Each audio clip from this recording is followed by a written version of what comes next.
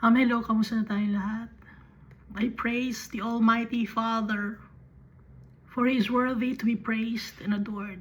Our Father, He is the great I Am. He is full of mercy and grace. He's very forgiving. Our Father is awesome. He's magnificent. He's amazing. He created us in His image and likeness. And He sent to us our Savior, Jesus Christ, the only mediator to the Almighty Father. Our Father exalted the name of Jesus above all names, because Jesus, He is victorious. He's the coming King. And we can come to our Father through Jesus Christ. Because Jesus, He is the high priest in the order of Melchizedek. He is also the sin offering, the grain offering, the drink offering, the thanksgiving offering, and the burnt offering. Jesus gave His life on the cross for the forgiveness of our iniquities. And He prayed to our Father to send to us the Holy Spirit, so that whenever we call in the name of Jesus, He will come to us. The Holy Spirit, He lives in our hearts.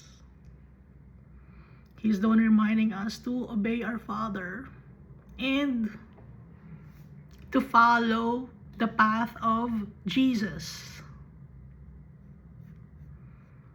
Jesus is our friend also, and He wants His friends to rule with Him in His kingdom that will never end.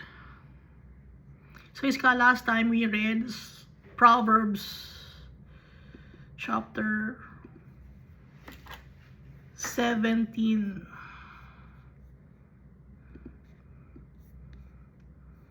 So dito sa Proverbs chapter 17, mas mabuti pa na ang kumakain tayo ng stale bread or konting pagkain na may peace and quiet sa buhay natin, kumpara naman sa isang marangyang buhay, maraming pagkain, pero puno naman ng gulo, hindi matapos-tapos na gulo.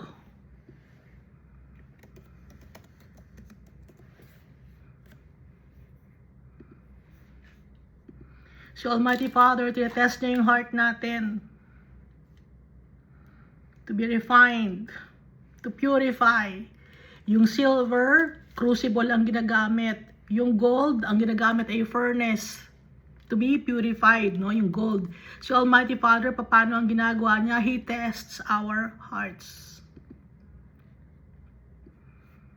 Pag ang isang tao ay wicked, nakikinig siya sa mga usapin na puro kasinungalingan at pangmamaltrato at paninirang puri,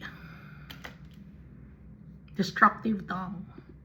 At if we mock the poor, pag mang-aapi tayo ng kapwa-tao natin, para na rin si Almighty Father ang inapi natin, yung ating Maker. Bakit? Kasi yung ating Maker, He created us in His image and likeness. Pag namimintas tayo ng kapwa-tao natin, si Almighty Father na rin yung pinintasan natin. Pag minamaltrato natin ang kapwa-tao natin, si Almighty Father na rin ang minamaltrato natin. Sinisiraan natin ang kapwa-tao natin, si Almighty Father na rin yung sinisiraan natin, dahil tayo ay kawangis ni Almighty Father.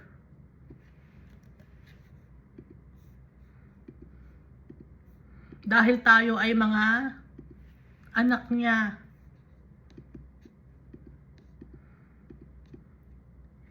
Kung yung mga tao dito sa mundo, pag pinipintasan mo yung isang tao, para mo na rin pinintasan yung kanyang mga magulang. Ganon din kay Almighty Father, pag pinintasan natin ang mga tao, minaltrato natin ang mga tao, yung magulang na rin ng tao na yon ang binastos natin.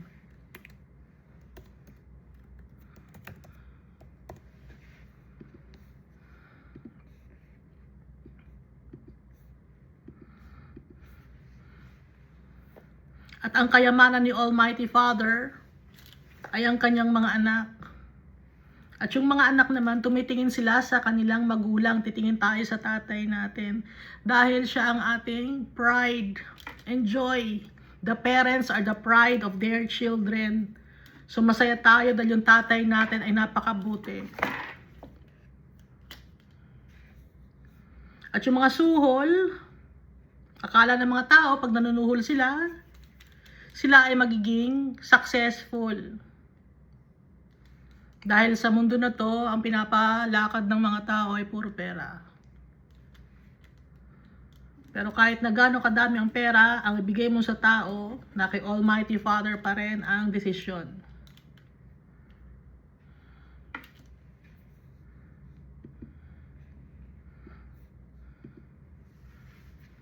At ang isang discerning person, pag pinagsasabihan natin, natutuwa siya dahil pinagsasabihan siya. Pero ang foolish person, pag pinagsabihan, galit pa. Kahit na pagsabihan mo ng pagsabihan, hindi siya matututo. Kinokompara sa 100 lashes. Kahit paluin mo pa ng paluin, hindi siya matututo, hindi siya makikinig. Pag isang tao ay fool. Ang fool na tao, hindi takot kay Almighty Father. Kaya dito sa mundo, kahit na maraming mga trials and tribulations, ang mga tao na walang takot kay Almighty Father, hindi pa rin sila nag-iiba ng kanilang gawi. More than 100 lashes a fool. Yung mga evildoers, gusto nila magrebelde against kay Almighty Father. Pag gumagawa tayo ng kasalanan, rebellious tayo kay Almighty Father. Baka sabihin, hindi ako rebellious kay Almighty Father, mahal ko si Almighty Father. Kung mahal natin si Almighty Father, lahat ng kanyang commandments, statutes, susundin natin. Ngayon, kung meron tayong hindi sinusunod doon, rebellious tayo. Kung naninismis ng kapwa-tao, rebellious tayo. Naninirang pure, rebellious tayo.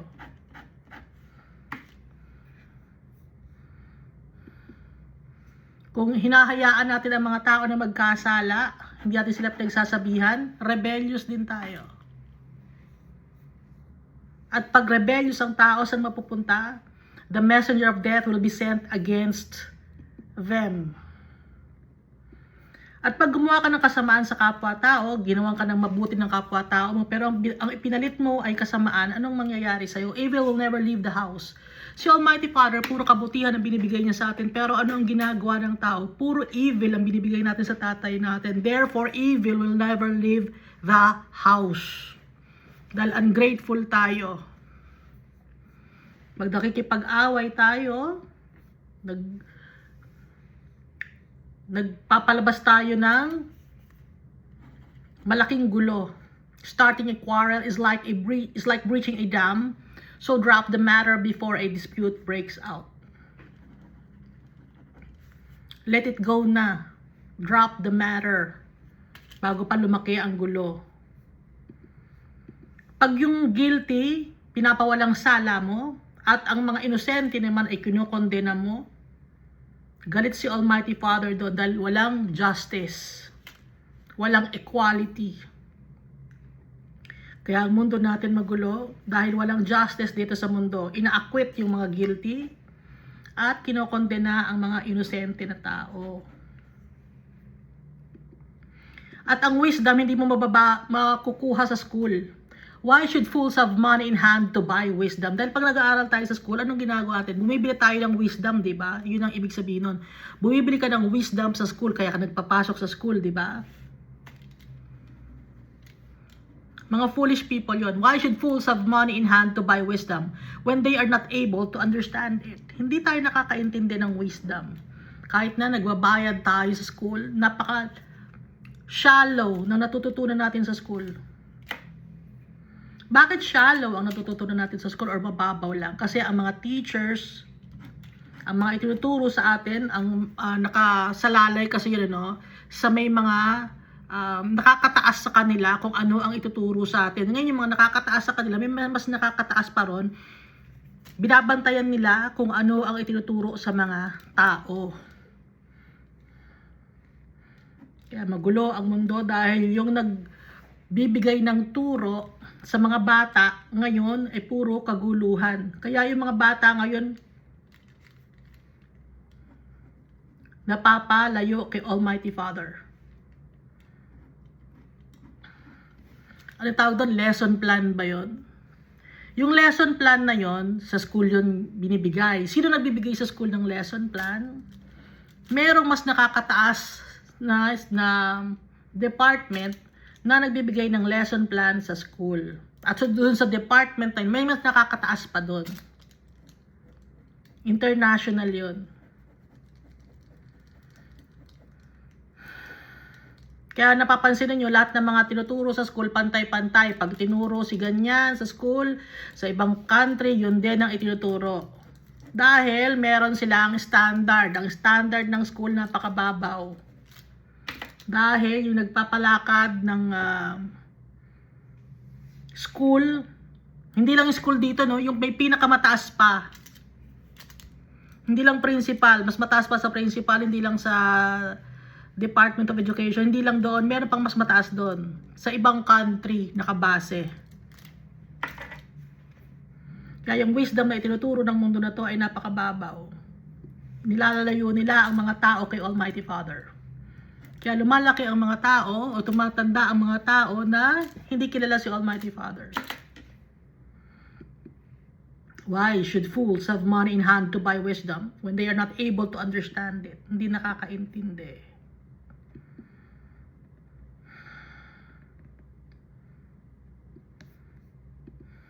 May mga kaibigan na hindi ka iiwan kahit at nagiging kaibigan mo, nagiging brother mo dahil sa mga pinagdadaanan natin sa buhay. A brother is born for a time of adversity.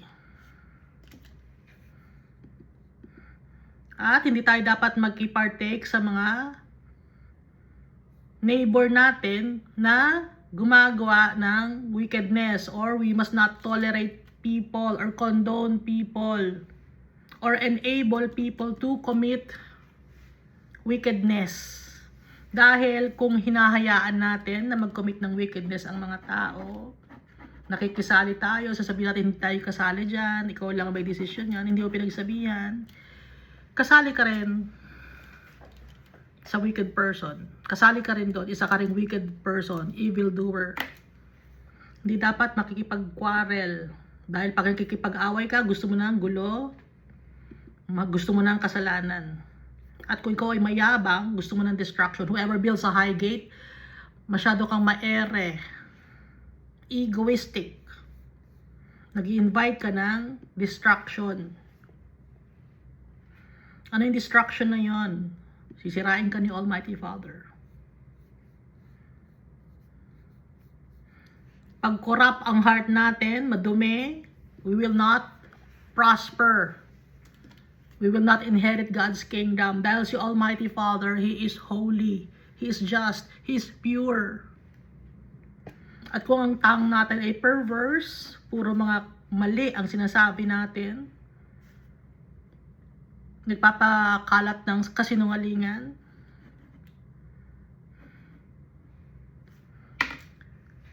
one whose tongue is perverse falls into trouble.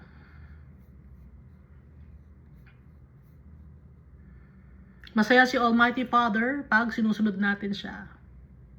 Pero hindi masaya si Almighty Father kung ang kanyang mga anak ay foolish, walang takot sa kanya. Pag masaya ang heart natin, nagiging medicine yon. Gumagaling tayo spiritually, emotionally, mentally. And nakakatulong din yun physically.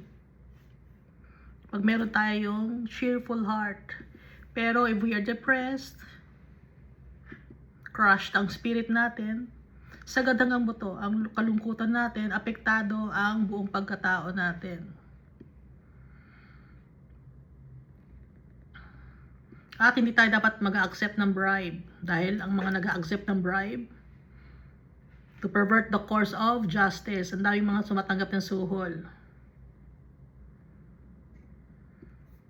A discerning person keeps wisdom in view, but a fool's eyes wander to the ends of the earth.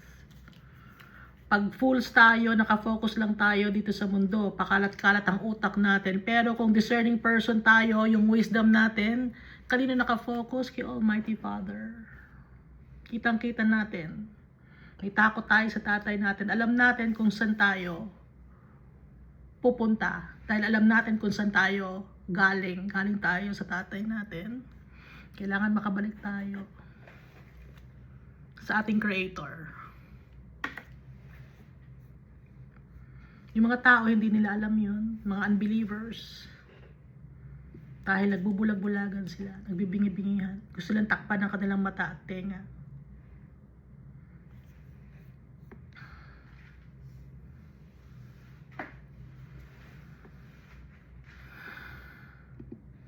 At babantayan natin ang ating mga dila.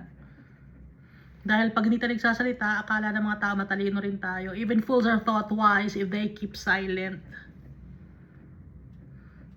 Kasi pag madaldal tayo, nalalaman ng tao kung ano yung nasa sa loob natin na hindi pala tayo matalino.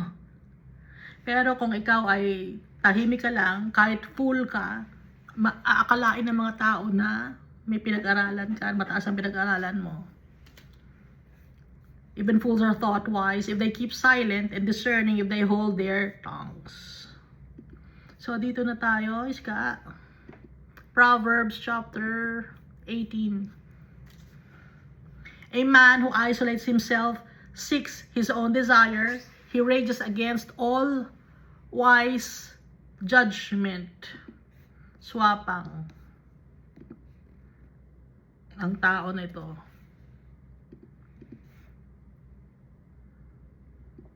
He rages against all wise or sound wisdom judgment.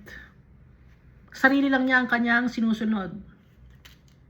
Hindi siya humingi ng tulong kay Almighty Father.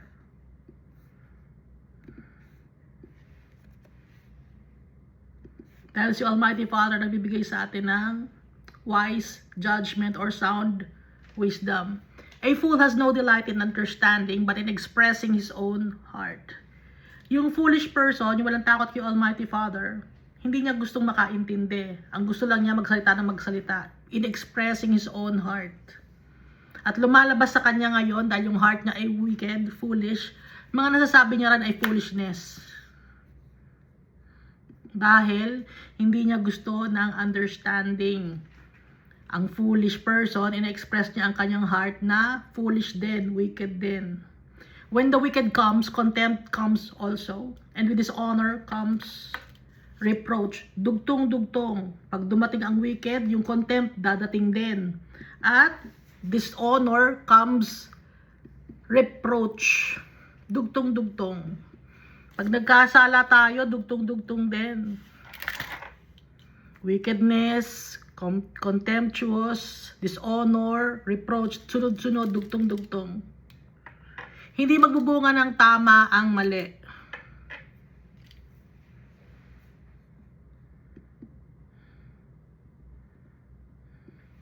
Kasi ibang tao nakagawa ng mali, tapos gagawa pa ng mali para maituwid. Hindi pwedeng ganon. Dahil ang mali, ang resulta ng maling gawain ay mali din. Sunod-sunod na mali. Paano magiging tama? Seek the Holy Father para magkaroon ng wisdom. The words of a man's mouth are deep waters. The wellspring of wisdom is a flowing brook. Ang salita ng isang tao, yung bibig niya ay parang malalim na tubig. Bakit? Ano ba yung tubig? Nagbibigay buhay. The wellspring of wisdom is a flowing brook. Walang katapusang pagbigay ng buhay. Ang words ng isang tao na may wisdom.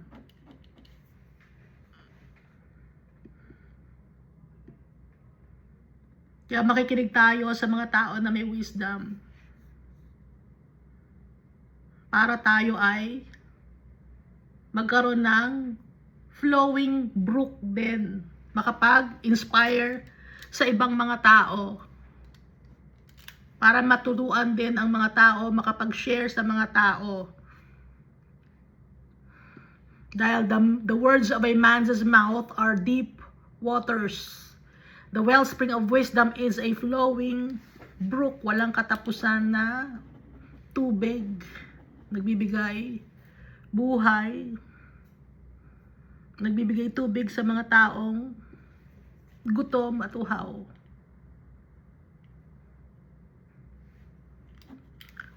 Figuratively speaking. Verse 5, it is not good to show partiality to the wicked or to overthrow the righteous in judgment. Binabanggit na naman. Pumapanig sa wicked, hindi yung tama. Or parurusahan ang righteous. Walang equality, walang justice. Galit si Almighty Father pag walang justice, walang equality. Sa mundo na to walang equality, kaya galit si Almighty Father. Walang justice dahil lagi na lang na nabibigyan ng partiality ang mga wicked person. Laging pinagbibigyan dahil sa bribe. Pag mayaman kasi ang tao, gusto ng mga ibang mga tao didikit sa mayayaman. No, ba't ganon? Iniiwan yung mga mahihirap. At yung mga mahihirap din, iiwan nila yung kapwa nila mahihirap, didikit din sila sa mayaman. Ganon ang kalakaran ng mundo na to. A fool's lips enter into contention and his mouth calls for blows. Ang labi ng mga foolish people gusto lagi ng gulo. And his mouth calls for blows. Gusto lagi ng away. Gusto lagi ng debate. A fool's mouth is his destruction. Yun na yung kanyang ikakasira. Ang kanyang bibig. Ang isang foolish person ang ikakasira niya ay ang kanyang bibig. And his lips are the snare of his soul. Yung kanyang mga binabanggit yun ang magkakapag-trap sa kanya, makakapagdala sa kanya sa eternal damnation or sa impyerno. Dahil nagsasalita siya ng kasamaan, nagsasalita siya ng kasinungalingan. Nagkasalita siya ng perversity, nagsasalita siya ng nagmamanipula siya ng tao. The words of a talebearer are like tasty trifles. Ano ba yung talebearer? Ang talebearer ay isang gossiper or slanderer. Gumagawa ng kwento. Ba't nasa tao? Gumagawa ng kwento ang mga talebearers, storytelling a lie. Hindi naman totoo, gumagawa ng kwento. Ang dami.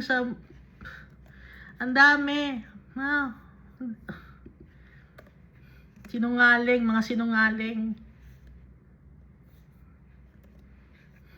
Sasabihin, ano yan, white lies, pink lies. Kahit na white lie yun, lie pa rin yun, kasinungalingan pa rin yun.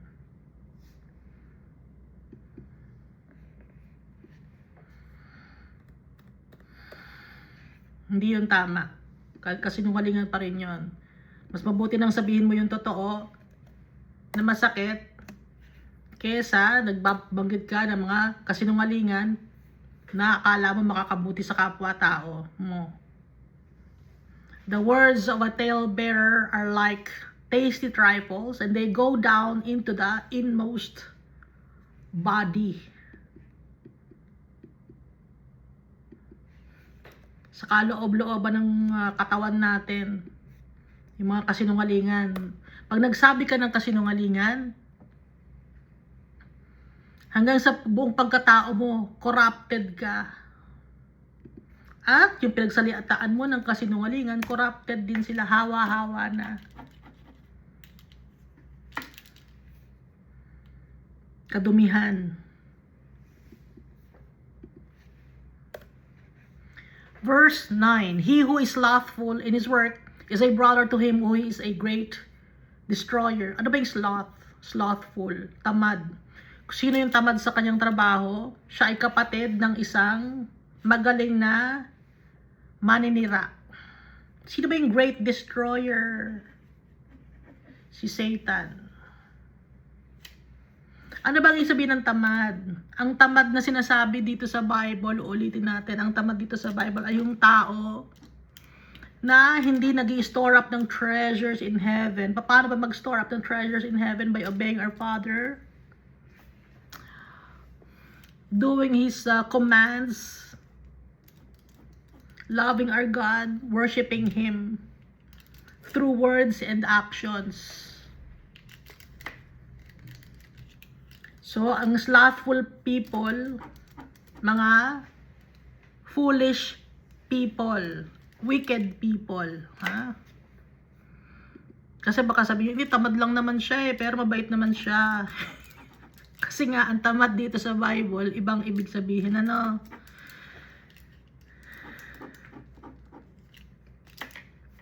Hindi gumagawa ng mga ipinag-uutos ni Almighty Father. Not storing up treasures in heaven. Yun ang tamad dito sa Bible. Baka sabihin, doktor siya, masipag siya, doktor siya, dami niyang natulungan. Kahit na madami siyang natulungang tao, kung hindi niya sinusunod ang utos ni Almighty Father, ano bang utos ni Almighty Father? Na mamahalin natin yung kapwa-tao natin, yung commandments niya, yung statutes niya. Mamahalin natin ng buong puso yung tatay natin at saka si Jesus Christ. Pag minahal natin yung tatay natin, ibig sabihin hindi tayo magsisinungaling, o may mga doktor na sinungaling, may doktor na arrogante, may mga doktor na selfish, mataas mangningil ng konsulta, o mapupunta ba yun sa heaven? O yan, naninirang puri siya, o doktor nga siya, marami nga siyang tulungan, pero chismoso naman siya. May mga ganong klaseng tao na naninira ng trabaho ng kapwa-trabaho, trabaho ng kapwa niya, doktor, sinisiraan niya, o gumagawa nga siya ng kanyang mga charity works. Meron naman siyang bisyo, no? Ano yung bisyo niya? Siya ay isang pedophile. Maraming mga ganong klaseng tao. Hindi natin kasi kilala ang tao. Ang nakikita lang natin yung facade, yung harapan, pero yung pag nakatalikod na, pag mag-isa na lang ang isang tao, anong ginagawa niya? No, ganun yun, ha? He who is lawful in his work is a brother to him who is a great destroyer. The name of the Lord is a strong tower, a sure foundation. The righteous run to it and are safe. Safe tayo sa tatay natin. Secured tayo. May problema tayo, tatakbo tayo sa tatay natin. Hingi tayo sa kanya ng tulong. Hindi niya tayo i-deny. Hindi niya tayo paalasin. He will sustain us. He will make us secure. The name of the Lord is a strong tower. The righteous run to it and are safe. At pwede rin nating tawagan yung si Jesus Christ. Kaya kapag nagpa-pray tayo, in Jesus' name we pray, no? Kasi sabi ni Jesus, gamitin nyo ang name ko. Bakit natin gagamitin ang name ni Jesus? Dahil si Jesus, He is victorious, He is holy. Kagaya siya ng tatay natin. Kaya gagamitin natin ang name ni Jesus. Powerful yung name ni Jesus. Walang ibang name, na yung mga prophet ninyo, mga false prophet ninyo, yung mga leaders nyo, sino yung mga leaders ninyo na tinatawag yung mga apostle ganyan or prophet ganyan? Hindi, si Jesus Christ lang, ha? Hindi kayo tatawag sa devotee, yung devotee, sino yung sinasamba nyo na devotee kayo? Hindi doon, si Jesus Christ ang tatawagin natin. Wala namang nakalagay dito, the name of Mary is a strong tower. Wala nakalagay dito. The name of the Lord is a strong tower, meron, ha? Hindi tayo mag-imbento. Hindi natin gagayahin si Constantine na nag-imbento. Nag-imbento si Constantine para sa validation ng mga tao. Hindi natin kailangan ng validation ng tao. Ang kailangan natin validation ni Almighty Father. The name of the Lord is a strong tower. The righteous run to it and are safe. The rich man's wealth is his strong city, and like a high wall in his own esteem. Before destruction, the heart of a man is haughty, and before honor is humility. Yung mga tao na mayayaman, ang pinagmamalaki nila, yung kanilang mga bagay dito sa mundo. Yun ang kanilang pinagmamalaki, tinataas. The richest man's wealth is his strong city, and like a high wall in his own esteem. Sarili niya ang kanyang itinataas. Ako, ang nakapagpatayo niyan. Kami, pamilya namin, ang ganito. Before destruction, the heart of a man is haughty, mayabang. Ibig sabihin, ibababa ni Almighty Father ang mga tao na mayayabang. Sisirain ni Almighty Father. And before honor is humility. Kailangan nating maging humble. Magpakumbaba tayo sa tatay natin. Acknowledge Him. Have faith in Jesus Christ. That's humility. At itatrato natin ang tao ng pantay-pantay. That's humility. Kasi pag ang trato mo sa tao ay feeling mo mas mataas ka dahil mas sikat ka, mas mayaman ka. That's arrogance.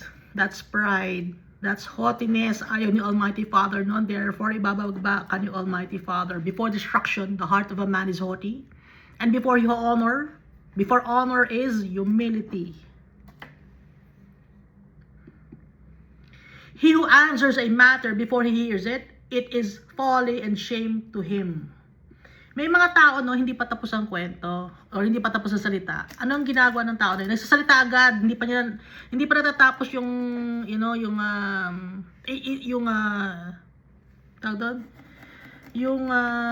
explanation. Nag-react agad. Kakahiya yun. He who answers a matter before he hears it, it is folly and shame to him. Nakakahiya. Hindi pa niya alam ang istorya, nagre-react agad. Foolishness yon, ha? Oh, may mga taong gano'n, hindi tumatanggap ng explanation dahil nakapag-decide na siya. Bago pa man matapos ang explanation, nakapag-decide na siya sa sarili niya. That's foolishness.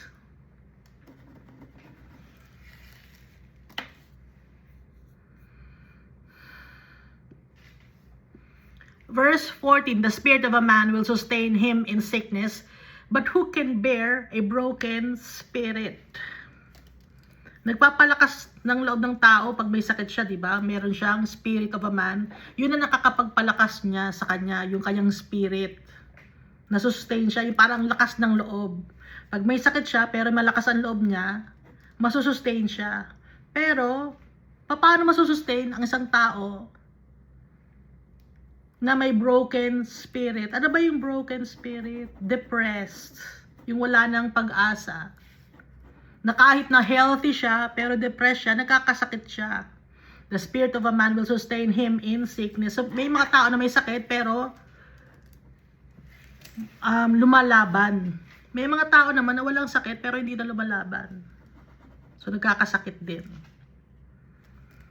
Physically. Naapektado physically.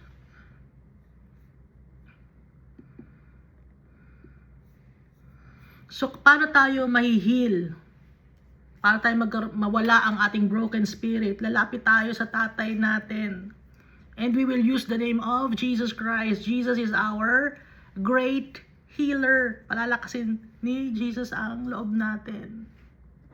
He will strengthen us. He is our sure foundation. Si Almighty Father, He will keep us secure.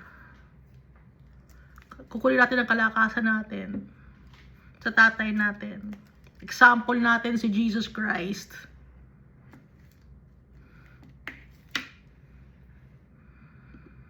Na kahit na siya ay binetray, hindi lang ng isang tao, hindi lang ng dalawang tao, hindi lang ng group of people, kundi buong nation, He was betrayed.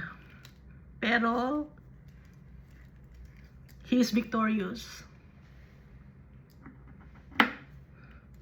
Because the Almighty Father sustained Jesus. Pinapalakas ni Almighty Father. Kaya nga si Jesus Christ, lagi siyang pray ng pray. Lagi siyang lumalayo sa kanyang mga apostles to pray. Ganun din ang gagawin natin. Para lumakas tayo spiritually. Maging victorious tayo hanggang sa makauwi tayo sa tatay natin. Dahil napakahirap mabuhay dito sa mundo. Hindi ba kayo nahihirapan? Hindi ba kayo nahihirapan mabuhay dito sa mundo? Di ba, ano kayo, daing ng daing. May mga ganong klaseng tao, daing ng daing. Buti pa siya, nahirap ng buhay, buti pa siya, ganito, buti pa siya. Mga ganun tao na didinig ko, ayoko makakarinig ng ganun tao. Ayoko ng mga nagsasalita ng buti pa siya, buti pa siya. Ayoko nung ganun. Hindi ako natutuwa. Kasi lahat tayo mayroong pinagdadaanan, kaya huwag kayong maiinggit. Buti pa siya, oh, buti pa siya. Iinggit yun eh, huwag kayong maiinggit no, ha? Ayoko ng mga inggitan.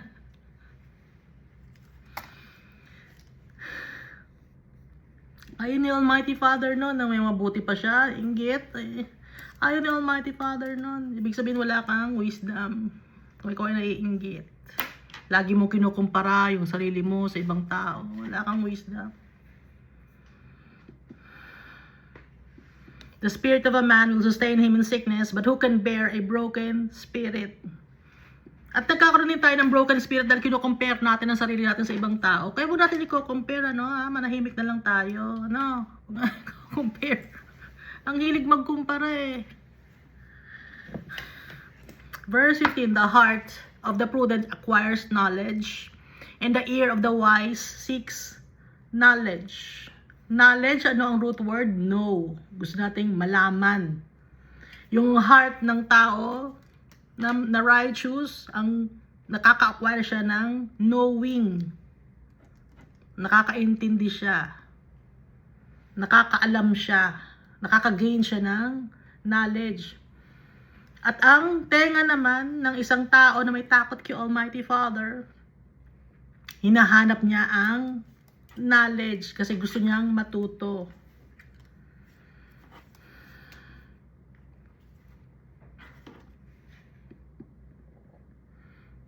Ang real knowledge galing kay Almighty Father, hindi yung knowledge ng mundo na to, dahil ang knowledge ng mundo na to ay puro kababawan lang.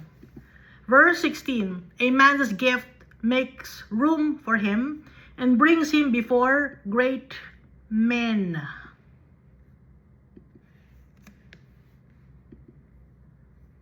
Ano ba yung man's gift? Gift of knowledge and wisdom.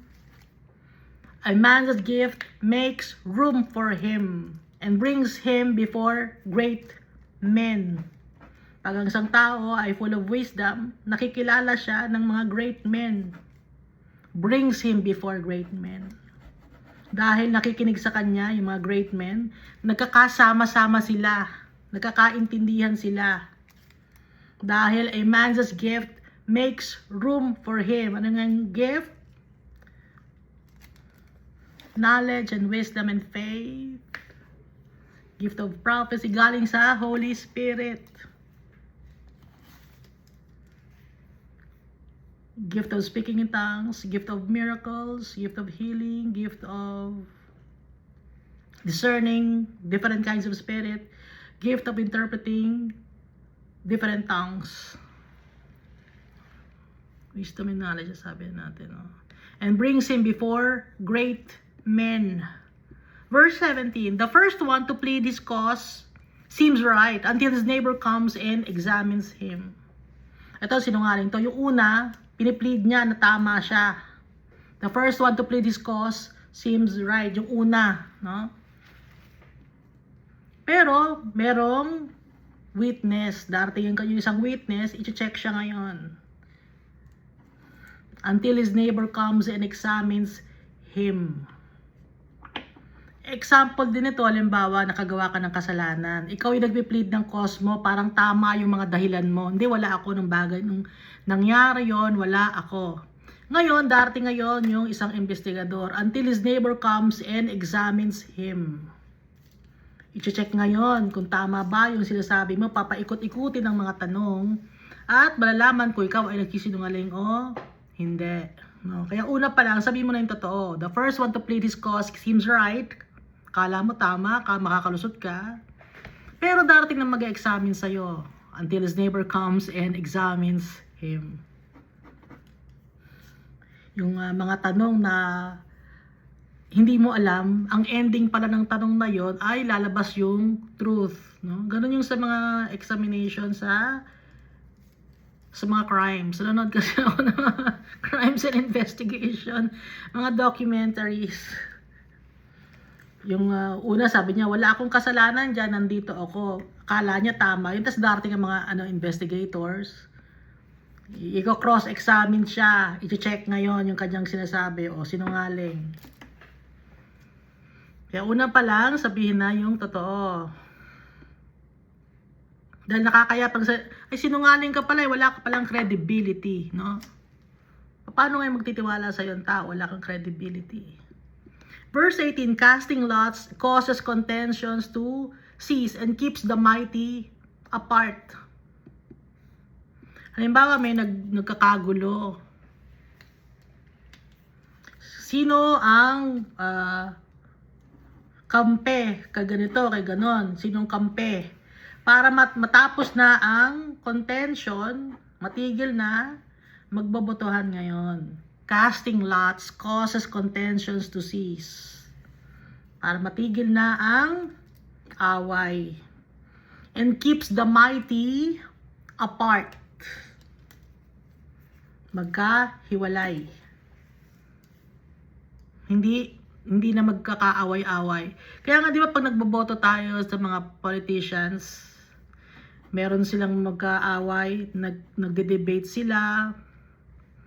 Tapos pag natapos na yung botohan, nagkakahiwalay na yung tumakbo, yung isa nanalo na, yung isa tahimik na. No, yun. And keeps the mighty apart. Kaya dito sa society natin merong botohan. Kahit na wicked yung nanalo, si Almighty Father will niya yun. Bakit niya will yun kahit wicked yung nanalo? To teach people. Parusa niya yun sa mga tao. Dahil wicked tayo. Verse 19, a brother offended is harder to win than a strong city. And contentions are like the bars of a castle. Matindi yung contention. Yung bars of a castle, malalaki yon na bakal. Hindi agad-agad yon na sisira. Ganon yung contention. Pag ang isang brother mo ay na-offend, mahirap na siyang mahikayat uli. A brother offended is harder to win than a strong city. Kasi na-offend mo siya eh. Ngayon, yung away na yon, napakatindi nun. And contentions are like the bars of a castle. Hindi agad-agad masisira or mapuputol. Mahirap putulin yun eh. Yung bars ng isang castle. Mahirap matibag.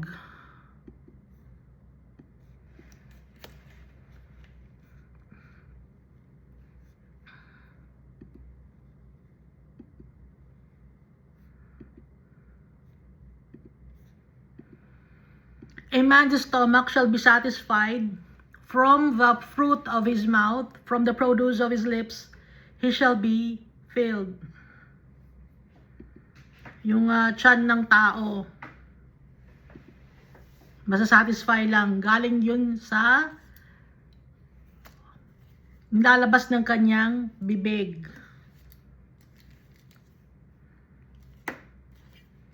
From the produce of his lips, he shall be filled. Ano ba yung lumalabas sa bibig natin? Dapat puro papuri kay Almighty Father. Mga magagandang bagay dapat ang lumalabas sa bibig natin. Dahil yung mga magagandang bagay na lumalabas sa bibig natin, tayo ay magiging contented. Tayo ay magiging satisfied. Dahil si Almighty Father ang magsasatisfy sa atin.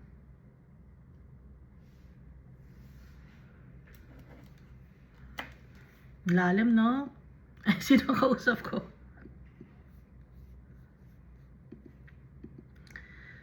Verse 21, death and life are in the power of the tongue, and those who love it will eat its fruit. Babantayan natin yung bibig natin.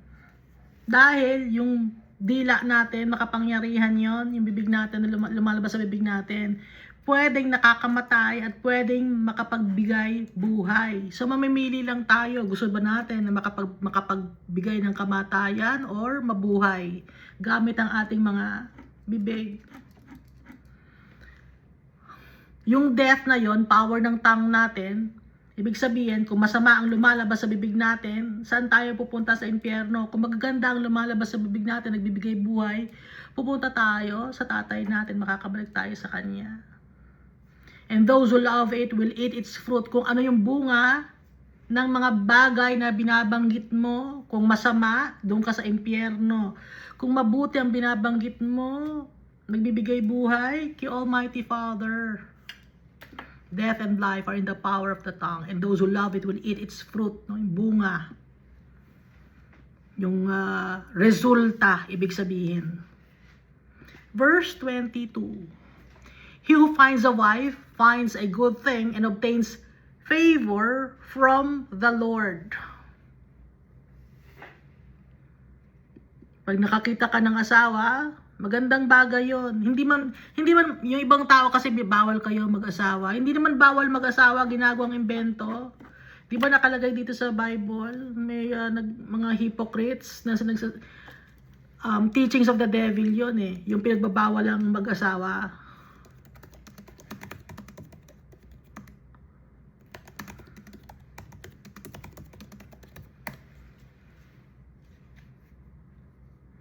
Turo ng devil yon, ha? Ay, bawal mag-asawa. Wala naman nagbabawal, hindi bawal ang mag-asawa. Nasa sa tao na yun kung ayaw mag-asawa, pero pag binagbabawal yon na, bawal mag-asawa, hindi bawal. Ginagawa na naman ni Constantine yun eh. Nag-invento tong si Constantine kasi hanggang ngayon,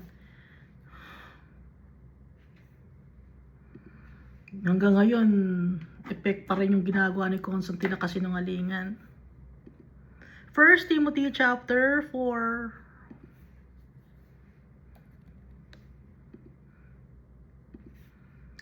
Now the Spirit expressly says that in the latter times, o nasa latter times na tayo, some will depart from the faith, giving heed to deceiving spirits and doctrines of demons. Doktrina ng mga demonyo. Speaking lies in hypocrisy, having their own conscience seared with a hot iron, forbidding to marry and commanding to abstain from foods which God created to be received with thanksgiving by those who believe and know the truth. Pinipigil pa kayong kumain. Pag Friday, bawal kayong kumain ng meat. Anong walang pinagbabawal? Doctrines of demons, ha? Bawal mag-asawa daw, yung mga ganyan. Anong walang pinagbabawal? Doctrines of demons, deceiving spirits, hypocrites, speaking lies in hypocrisy, having their own conscience seared with a hot iron, forbidding to marry and commanding to abstain from foods which God created to be received with thanksgiving by those who believe and know the truth. So, mga sinungaling, no? So nakalagay dito, he who finds a wife finds a good thing and obtains favor from the Lord. Kaya hindi masama ang mag-asawa. Pwede ka magtrabaho kay Almighty Father kahit may asawa ka, para hindi ka magkasala. Kasi yung iba, sinasabi bawal mag-asawa pag nagtatrabaho kay Almighty Father. Ano na naman ginagawa? Mga pedophile, mga pumapatol sa mga fornication, no? Hypocrites. Pumapatol sa batang babae or batang lalaki. Mga ipokrito. Itinatago nila yun. Hindi nila nilalabas kasi kahihiyan nila. O, kasinungalingan, mga sinungaling. Verse 23, the poor man uses entreaties, but the rich answers roughly. Pag ang isang tao, mahirap lang, marespeto. Marespeto.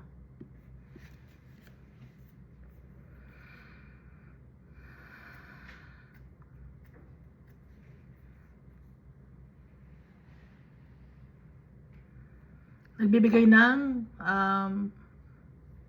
respeto sa kapwa-tao. Pag ang isang tao ay mahirap. Pero pag mayaman ang isang tao dito sa mundo, mayabang.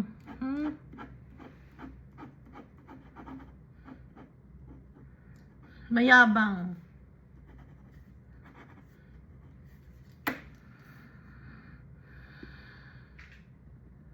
Kaya makikita mo yung tao pag mayaman ay mayabang, ba't ganon? Kasi nga feeling niya pagmamay-ari niya ang mga tao.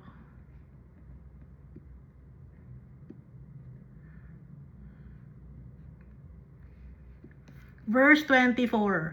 A man who has friends must himself be friendly, but there is a friend who sticks closer than a brother.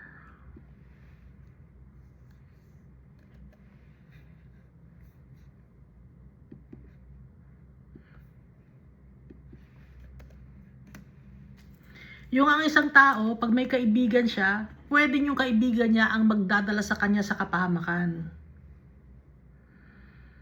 Pero meron ding kaibigan na yung brethren niya na yon, yung brother niya yun, o yung kaibigan niya na yon, magdadala naman sa kanya sa kabutihan. Na para siyang kapatid, brethren. So may isang tao na pwedeng may kaibigan siya, dadalhin sa kasamaan, no? Yung mga barka-barkada, yung may mga tattoo-tattoo sa katawan. Di ka pare-pareho tayo dapat ng tattoo, yung mga ganon, may mga sign kayo, ganon. Dinadala kayo sa kapahamakan nun. Gusto niyo grupo-grupo kayo. Gusto niyo lagi, para madami kayo, dapat may kagrupo para may tagahatak sa inyo pataas. Ang tawag ba doon? May connection, gusto niya ng connection. No? Kala niya makakatulong sa inyo, hindi makakatulong sa inyo.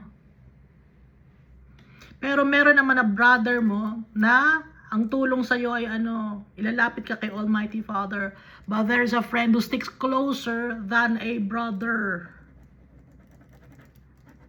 So mamimili kayo, sino yung gusto niyo? Yung kaibigan na dadalhin kayo sa kapahamakan? Or yung kaibigan na mas close pa sa isang kapatid ang turing sa iyo na ayaw kang mapahamak?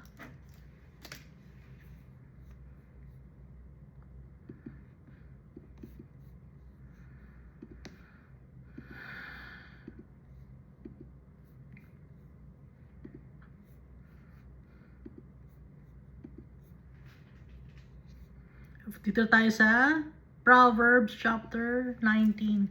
Better the poor whose walk is blameless than a fool whose lips are perverse. Mas mabuti pa na ang isang tao ay mahirap dito sa mundo kung ang lakad naman niya dito sa mundo ay wala kang maipipintas, puro righteousness ang kanyang ginagawa kahit na siya ay mahirap lang dito sa mundo. Kaysa naman ang isang tao na walang takot kay Almighty Father at ang bibig ay puro kasamaan ang lumalabas. Nakakita na ba kayong ganong klaseng tao? Puro masasama ang lumalabas sa bibig. Hindi na napahinga yung bibig sa paglabas ng kasamaan. Nakakita na ako ng ganong klaseng tao. Akala niya matalino na siya, magaling na siya, pag nagsasalita siya ng mga masasama, no? Pero akala niya tumatawa lang ang mga tao sa kanya, natutuwa sa kanya, hindi niya alam.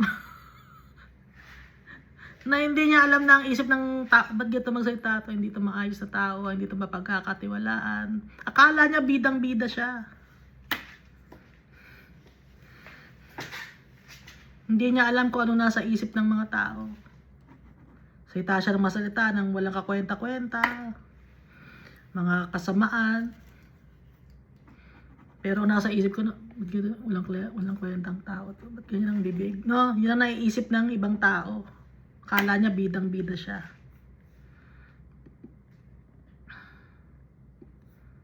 Yung mga nakakaintindi, ganun ang iisipin. Pero yung mga taong kapareho niya na wicked, pare-pareho sila ng isip. Wicked din. Masaya sila na nagsasalitaan ng kasamaan, ng kabastusan, tuwan-tuwa sila. Verse 2, desire without knowledge is not good. How much more will hasty feet miss the way?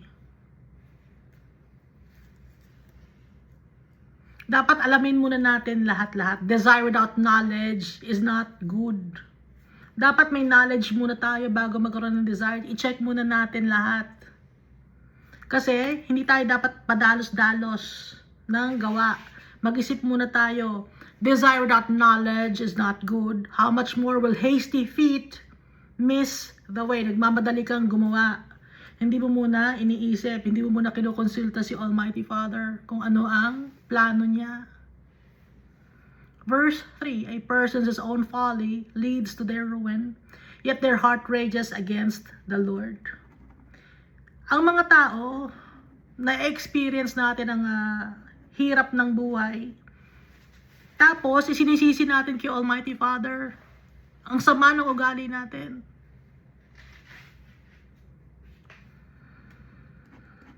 Sasabihin natin, hindi natin deserve yun. Bakit? Anong hindi mo deserve? Sinungaling ka. Mapanirang puri tayo. Bakit natin hindi deserve? Deserve natin ang mga nangyayari sa atin. Tapos isisisi natin kay Almighty Father. Magagalit tayo kay Almighty Father. Tayo ang gumagawa ng sarili nating desisyon na hindi natin itinatanong si Almighty Father.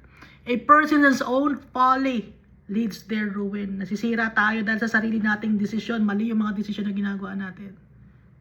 Tapos magagalit tayo kay Almighty Father. Yet their heart rages against the Lord. Sisisihin si Almighty Father. Hindi nakakaintindi yung mga tao. Na yung mga nangyayari sa buhay natin, repercussions of our own doing. Kaya nasisira ang buhay natin. Lagi tayo naninisi, lagi tayo naghahanap ng sisisihin. Tapos dumating na sa punto na pati si Almighty Father sinisisi na natin. Napakasama nating tao. Akuin natin, no? Na bakit tayo nakakaranas ng hirap ng buhay? Kasalanan natin. Dahil makasalanan tayo, hindi natin tinatanong si Almighty Father, hindi natin sinisikang kanyang advice, hindi tayo faithful sa kanya, hindi natin siya hinahanap. Desisyon lang tayo ng desisyon. Nakala natin tama yung desisyon natin, pero mali. Tapos, darating ang oras, sisisihin si Almighty Father, bakit nangyari sa akin to?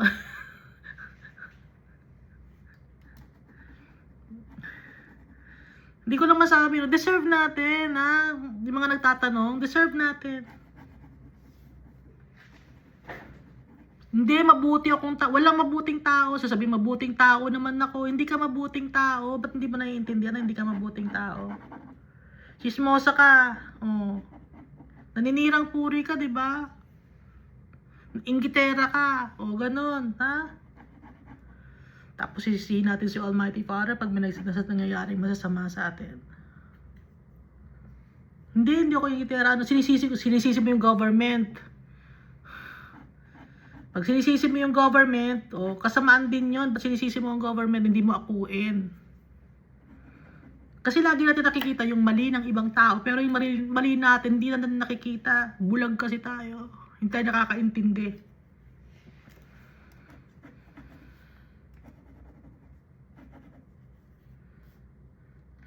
Mahal na mahal tayo ni Almighty Father, kaya nga tinuturuan niya tayo. Pinapaintindi niya sa atin yung kanyang mga salita. Tinutuwid niya tayo dahil mahal niya tayo. Spare the rod and spoil the child. Ayaw ni Almighty Father na ma-spoil tayo. Dahil pag na-spoil tayo, mapupunta tayo sa impyerno. Tinutuwid niya tayo. Tapos yung ibang mga tao hindi na naiintindihan kung bakit ganun nangyayari sa buhay natin.